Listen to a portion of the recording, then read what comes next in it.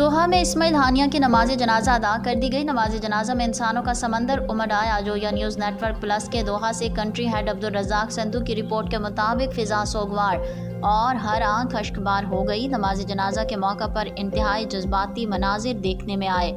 अमीर कतर समेत अवाम की बड़ी तादाद ने शिरकत की। हर तरफ इंसानी सर ही सर नजर आ रहे थे।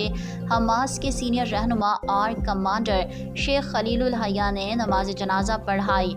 जनाजे में हमास के तमाम सीनियर कायदीन समेत कतर के बादशाह, कतर के वुज़रा, तुर्क वज़ीर ख़ारजा और 50 मुसलमान मुल्कों से सफ़ीरों समेत हर मुल्क, हर कौम और हर नस्ल के लोग शरीक हुए। जगह की किल्लत और अवाम के जमे गफ़ीर की वजह से मस्जिद मोहम्मद बिन अब्दुल वहाब के रास्ते बंद हो गए। हज़ारों लोग ख्वाहिश के बावजूद जमे गफ़ीर और रश की वजह से शरीक न हो सके।